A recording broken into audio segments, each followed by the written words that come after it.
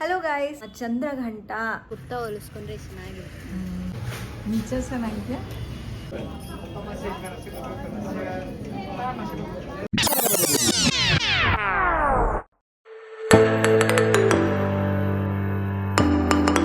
Hello guys, welcome back to my channel. I hope ಎಲ್ಲರೂ ಚೆನ್ನಾಗಿದ್ದೀರಾ ಅಂತ. ಇವತ್ತು ನವರಾತ್ರಿಯ 3ನೇ ದಿವಸ. ಇವತ್ತು ಪಾರ್ವತಿಯ ಚಂದ್ರಘಂಟ ಅವತಾರನ ಪೂಜೆ ಮಾಡ್ತಾರೆ.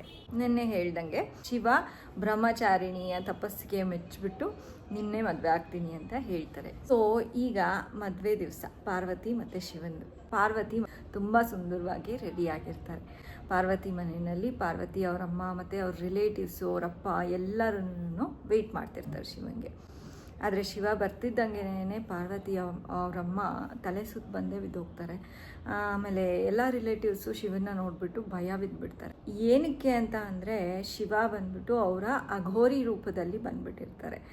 ಮೈಗೆಲ್ಲ ಬೂದಿ ಹಚ್ಕೊಂಡು, ಕತ್ತಲ್ಲಿ ಹಾವು ಮತ್ತು ಕೂದಲೆಲ್ಲ ಬಿಟ್ಕೊಂಡು ಭಯಂಕರ ರೂಪದಲ್ಲಿ ಬಂದ್ಬಿಟ್ಟಿರ್ತಾರೆ. ಅವರ ರಿಲೇಟಿವ್ಸ್ ಆಗಿ, ಅವರ ಫಾಲೋವರ್ಸ್ ಆಗಿ ಭೂತ ಪ್ರೇತಗಳು, ಅಘೋರಿಗಳು, ಋಷಿಮುನಿಗಳು ಬಂದಿರ್ತಾರೆ. ಇವ್ರನ್ನೆಲ್ಲ ನೋಡಿ ರಿಲೇಟಿವ್ಸ್ಗೆಲ್ಲ ಭಯ ಆಗೋಗ್ಬಿಡುತ್ತೆ. ಸೊ ಪಾರ್ವತಿ ಏನು ಮಾಡ್ತಾರೆ, ಈ ಕಡೆ ಅಮ್ಮನ ಕಡೆಗೂ ಅವಮರ್ಯಾದೆ ಆಗಬಾರ್ದು, ಶಿವಂಗೂ ಅವಮರ್ಯಾದೆ ಆಗಬಾರ್ದು ಅಂತ ಹೇಳಿ ಅವರ ರೂಪನ ಚಂದ್ರಘಂಟ ದೇವಿ ರೂಪಕ್ಕೆ ಚೇಂಜ್ ಮಾಡ್ಕೋತಾರೆ. ಚಂದ್ರಘಂಟ ಅಂತ ಅಂದರೆ ಹಣೆ ಮೇಲೆ ಚಂದ್ರನ ಧರಿಸ್ಕೊಂಡಿರೋರು. ಹಾಗೆ ಅವ್ರಿಗೆ 10 ಕೈಗಳಿತ್ತಂತೆ. ಟೈಗರ್ ಮೇಲೆ ಸವಾರಿ ಮಾಡಿಕೊಂಡು ಬಂದ್ರಂತೆ. ಚಂದ್ರಘಂಟ ದೇವಿಯ 9 ಕೈನಲ್ಲಿ ತ್ರಿಶೂಲ, ಗದೆ, ಕತ್ತಿ, ಬಾಣ, ಧನಸ್ಸು, ಲೋಟಸ್ಸು, ಫ್ರೂಟ್ಸು ಮತ್ತು ಗಂಟೆ, ಕಮಂಡಲ ಇತ್ತಂತೆ. 10ನೇ ಕೈ ಎಲ್ಲರಿಗೂ ಆಶೀರ್ವಾದ ಮಾಡ್ತಿತ್ತಂತೆ. ಚಂದ್ರಘಂಟಾ ದೇವಿ ಶಿವಂಗೆ ರಿಕ್ವೆಸ್ಟ್ ಮಾಡ್ಕೊಂಡ್ರಂತೆ, ನೀವು ಹೇಗೆ ಯಾವ ರೂಪದಲ್ಲಿ ಬರ್ತೀರೋ ನಾನು ಅದೇ ರೂಪದಲ್ಲಿ ಇರ್ತೀನಿ. ನೀವು ಉಗ್ರ ರೂಪದಲ್ಲಿ ಬಂದರೆ ನಾನು ಉಗ್ರ ರೂಪದಲ್ಲೇ ನಿಮಗೆ ಅವತಾರ ತೋರಿಸೋದು.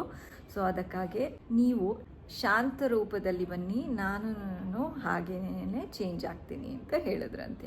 ಆಗ ಶಿವ ಅವರ ತುಂಬ ಬ್ಯೂಟಿಫುಲ್ ಆಗಿರೋ ಅಂಥ ರೂಪದಲ್ಲಿ ಬಂದ್ರಂತೆ. ಅದಾದಮೇಲೆ ಎಲ್ಲರೂ ಸೇರಿ ಖುಷಿಯಾಗಿ ಪಾರ್ವತಿನ ಶಿವಂಗೆ ಮದುವೆ ಮಾಡಿ ಕೊಟ್ರಂತೆ. ಇನ್ನೊಂದು ಸ್ಟೋರಿ ಇದೆ ಗೈಸ್ ಚಂದ್ರಘಂಟದು. ಮದುವೆ ಆದಾದಮೇಲೆ ಶಿವ ಪಾರ್ವತಿನ ಮನೆಗೆ ಕರ್ಕೊಂಡು ಹೋಗ್ತಾರಂತೆ, ಅಂದರೆ ಗುಫಾಗೆ. ಹೋದಾಗ ಪಾರ್ವತಿ ಮತ್ತು ಶಿವಂದು ಮದುವೆ ಆಗೋಯ್ತು. ಈಗ ತಾರಕಾಸುರನಿಗೆ ಗೊತ್ತಾಗಿ ಪಾರ್ವತಿಗೆ ತೊಂದರೆ ಕೊಡೋದಕ್ಕೆ ಅಂತ ರಾಕ್ಷಸರನ್ನ ಕಳಿಸೋದಕ್ಕೆ ಸ್ಟಾರ್ಟ್ ಮಾಡೋದು. ದೇವತೆಗಳಿಗೆಲ್ಲ ಕಾಟ ಕೊಡೋದಕ್ಕೆ ಸ್ಟಾರ್ಟ್ ಮಾಡೋದಂತೆ. ಅದಕ್ಕೆ ಪಾರ್ವತಿ ಭಯ ಬಿದ್ದು ಶಿವನ ಹತ್ರ ಬಂದ್ರಂತೆ. ಆವಾಗ ಶಿವ ನೀನೇ ಶಕ್ತಿ, ನಿನ್ನೊಳಗೆ ಶಕ್ತಿ ಇದೆ ಅಂತ ಹೇಳಿ ಕಳಿಸಿದ್ರಂತೆ. ಆವಾಗ ಪಾರ್ವತಿ ಚಂದ್ರಘಂಟ ರೂಪದಲ್ಲಿ ಎಲ್ಲ ರಾಕ್ಷಸರನ್ನ ಜೊತೆ ಯುದ್ಧ ಮಾಡಿ ಗಂಟೆ ಹೊಡೆದು ಎಲ್ಲ ರಾಕ್ಷಸರನ್ನ ಕೊಂದ್ಲಂತೆ. ಹಾಗೆ ಹೇಳ್ತಾರೆ, ಲಿಂಗ ಪ್ರತಿಷ್ಠಾಪನೆ ಮಾಡಿ ಅವ್ರ ಮನೆಯಲ್ಲಿ ಗಂಟೆ ಹೊಡೆದು ಪಾರ್ವತಿ ನೆಗೆಟಿವಿಟಿನೆಲ್ಲ ದೂರ ತಳ್ಳಿದ್ರಂತೆ. ಸೊ ಸ್ಟೋರಿ ಹಿಂಗೆ ಬರುತ್ತೆ. ಮತ್ತು ಏನಕ್ಕೆ ಬ್ಲೂ ಕಲರ್ ಹಾಕ್ಕೋತಾರೆ ಇವತ್ತು ಅಂತ ಅಂದರೆ, ಬ್ಲೂ ಕಲರ್ ಬಂದ್ಬಿಟ್ಟು ನಮ್ಮ ಮನಸ್ಸನ್ನು ಕಾಮ್ ಆಗಿ ಇಟ್ಕೊಳ್ಳೋದಕ್ಕೆ ಅಂತ, ಶಾಂತವಾಗಿ ಇಟ್ಕೊಳ್ಳೋದಕ್ಕೆ ಹೆಲ್ಪ್ ಆಗುತ್ತೆ. ಚಂದ್ರಘಂಟಾ ದೇವಿ ಥರಾನೇ, ಪಾರ್ವತಿ ದೇವಿ ಥರಾನೇ ಅವರ ಪಾಸಿಟಿವಿಟಿನ ಹೇಗೆ ಎನ್ವೈರ್ಮೆಂಟ್ಗೆ ಸ್ಪ್ರೆಡ್ ಮಾಡಿಬಿಟ್ಟು ಅದು ನಮ್ಮ ತಕ್ಕ ಹಾಗೆ ಚೇಂಜ್ ಮಾಡ್ಕೊಳ್ಳೋದು ಹೇಗೆ, ಅಥವಾ ಎನ್ವೈರ್ಮೆಂಟ್ಗೆ ನಾವು ಹೇಗೆ ಅಡ್ಯಾಪ್ಟ್ ಆಗಬೇಕು ಅದನ್ನು ಹೇಳ್ಕೊಡುತ್ತೆ. ಮೇಯ್ನ್ಲಿ ಸಮಯಕ್ಕೆ ಬುದ್ಧಿ ವಿದ್ಯೆ ಉಪಯೋಗಿಸೋ ಹಾಗೆ ಮಾಡುತ್ತೆ ಗೈಸ್. ಸೊ ಐ ಹೋಪ್ ಈ ಸ್ಟೋರಿ ನಿಮಗೆ ಇಷ್ಟ ಆಗಿರುತ್ತೆ ಅಂತ. ಆದಷ್ಟು ಬೇಗ ಹೇಳೋದಕ್ಕೆ ಟ್ರೈ ಮಾಡಿದ್ದೀನಿ. ನಮಗೆ ಚಿಕ್ಕ ವಯಸ್ಸಿನಲ್ಲಿ ದೇವಸ್ಥಾನದಲ್ಲಿ ಗಂಟೆ ಏನು ಕೊಡಿತಾರೆ ಅಂತ ಕೇಳಿದ್ರೆ ನಾನು ಕೊಟ್ಟಿದ್ದು ಆನ್ಸರ್ ಇದು. ಫ್ರ್ಯಾಂಕ್ಲಿ ಹೇಳ್ತೀನಿ, ನನಗೆ ಇನ್ನು 1 ವರ್ಷದ ಹಿಂದೆನೂ ನನ್ನನ್ನು ಕೇಳಿದ್ದಿದ್ರೆ ಇದೇ ಉತ್ತರ ಕೊಡ್ತಿದ್ದಿದ್ದು. ನಾನು ದೇವರನ್ನ ಎಬ್ರಿಸೋದಕ್ಕೆ ಅಂತ ಗಂಟೆ ಹೊಡಿತಾರೆ ಅಂತ ನಾನು ಅಂದ್ಕೊಂಡಿದ್ದೆ. ಬಟ್ ನೋ ಗೈಸ್, ನಮ್ಮಲ್ಲಿರೋ ನೆಗೆಟಿವಿಟಿನ ಹೊರಗಡೆ ಹಾಕಿ ಪಾಸಿಟಿವಿಟಿ ಎಲ್ಲ ನಮ್ಮ ಕಡೆ ಬರೋ ಥರ ಮಾಡ್ಕೊಳ್ಳೋದಕ್ಕೆ ಅಂತ ಗಂಟೆ ಹೊಡೆಯೋದು ಗೈಸ್. ಅದು ದೇವ್ರನ್ನ ಎಬ್ರಿಸೋದಕ್ಕಲ್ಲ. ದೇವರು ಯಾವಾಗಲೂ ಎಚ್ಚರವಾಗೇ ಇರ್ತಾರೆ. ಏನಕ್ಕೆ ಅಂದರೆ ಎಲ್ಲರನ್ನೂ ನೋಡ್ಕೋಬೇಕಲ್ವಾ, ಅದಕ್ಕೆ. ಸೊ ಈ ಸ್ಟೋರಿ ಇಷ್ಟೇ ಗೈಸ್. ಈಗ ಭವಿಷ್ಯ ಕಾಲ್ ಮಾಡಿದ್ಲು ಆಲ್ರೆಡಿ. ಇವಾಗ ಭವಿಷ್ಯನ ಕರ್ಕೊಂಡು ದೆನ್ ಬರಬೇಕು. ಹಾಗೆ ಅವಳು ಸ್ವಲ್ಪ ದಾಂಡಿಯಾ ದಸರಾ ನೈಟ್ಗೆ ಅವಳು ರೆಡಿ ಆಗೋದಕ್ಕೆ ಒಂದು ಡ್ರೆಸ್ ಹೊಲಿಸ್ಬೇಕು. ಇವಾಗ ಹೋಗಿ ಭವಿಷ್ಯನ ಫಸ್ಟು ಕರ್ಕೊಂಡು ಬಂದುಬಿಡೋಣ. ಕರ್ಕೊಂಡು ಬರುವಾಗಲೇ ಒಂದು ದೇವಸ್ಥಾನಕ್ಕೂ ಹೋಗ್ಬಿಟ್ಟು ಬರ್ತೀನಿ ಗೈಸ್. ಬನ್ನಿ ಗೈಸ್ ಹೋಗೋಣ. ಈ ಮೆಟೀರಿಯಲಲ್ಲೆಲ್ಲ ಕುರ್ತಾ ಹೊಲಿಸ್ಕೊಂಡ್ರೆ ಚೆನ್ನಾಗಿರುತ್ತೆ. ಎಷ್ಟು ಗೊತ್ತಾ ಮೀಟರು? 250 ಆ ಥರ. ಚೆನ್ನಾಗಿದೆ ಅಂದರೆ ಮೆಟೀರಿಯಲ್ ಕಾಟನ್. ಗೈಸ್ ಬಟ್ಟೆ ಅಂಗಡಿಗೆ ಬಂದಿದ್ದೀವಿ. ಭವಿಷ್ಯಂಗೆ ಡ್ರೆಸ್ ಹೊಲಿಸೋದಕ್ಕೆ ಅಂದರೆ ವಾಫಲ್ಸ್ ಕೊಡಿಸ್ತಾರೆ ಗೈಸ್ ನಮ್ಮಮ್ಮ. ನೋಡಬೇಕು ಗೈಸ್. ಭವಿಷ್ಯಂಗೆ ವಾಫಲ್ಸ್ ಬೇಕಾಗಿತ್ತು. ಎಷ್ಟೊಂದು ದಿನದಿಂದ ಕೇಳಿದ್ಲು. That's why ಕರ್ಕೊಂಬಂದೆ. ಸೊ ಮಜಾ ಮಾಡ್ತಾಳೆ ಇವಾಗ ತಿಂದ್ಬಿಟ್ಟು.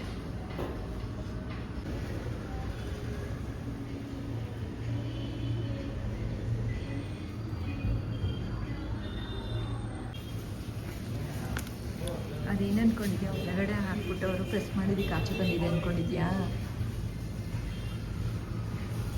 ಬಿಸಿ ಇಲ್ವಾ? ಚೆನ್ನಾಗಿದೆಯಾ?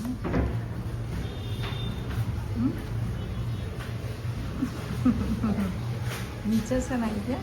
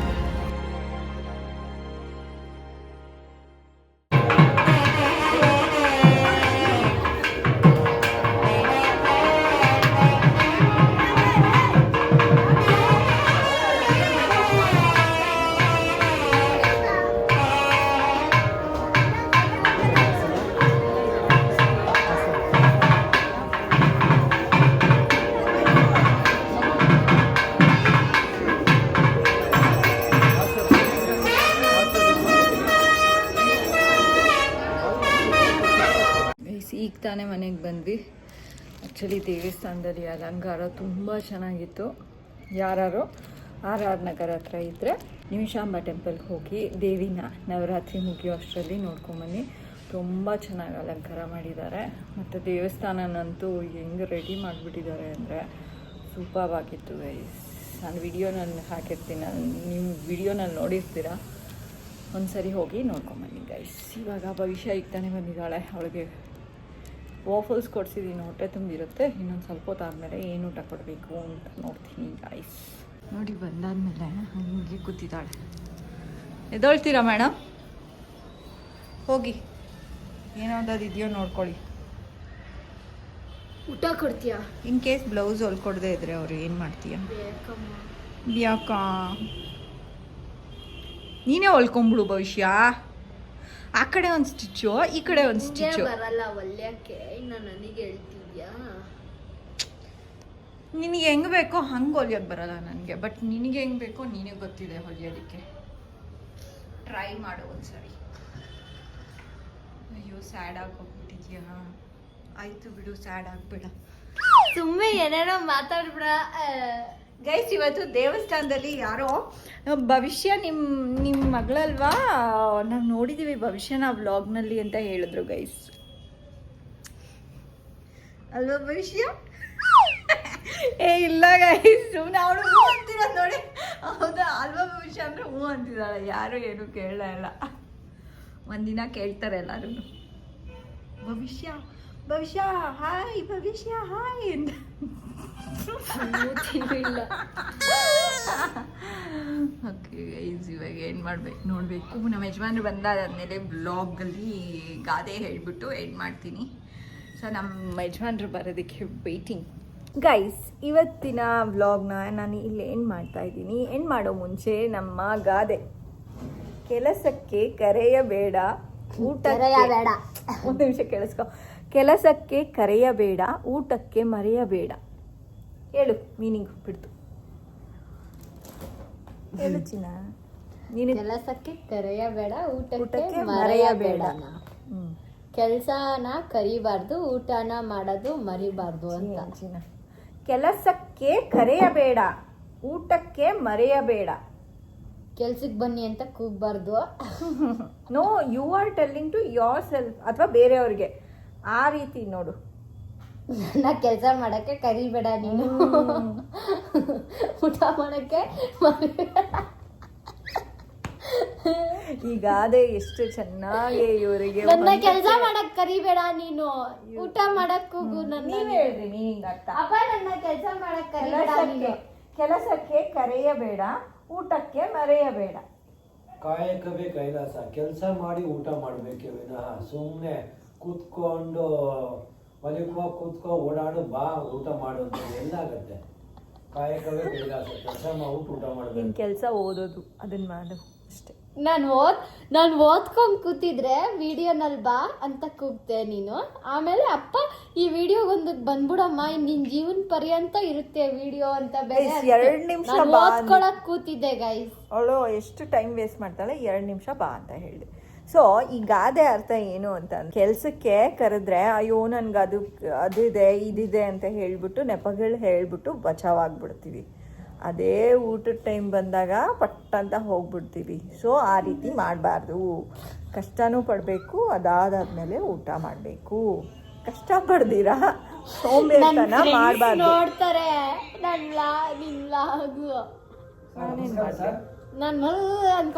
ಓಕೆ ಗೈಸ್, ನಾನು ಈ ವ್ಲಾಗ್ನ ಇಲ್ಲೇ ಎಂಡ್ ಮಾಡ್ತಾ ಇದ್ದೀನಿ. ನಮ್ಮ ಯಜಮಾನ್ರು ಬ್ಯುಸಿ ಆಗೋದ್ರು.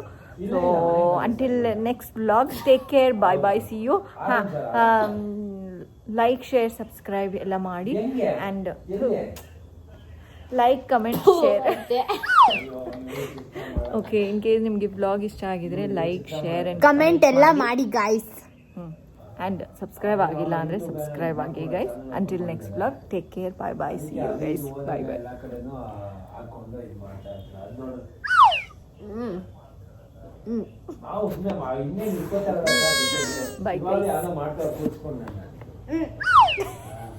ಹೇಗಿದ್ದೀರಾ, ನೀವ್ ಹೇಗಿದ್ದೀರಾ?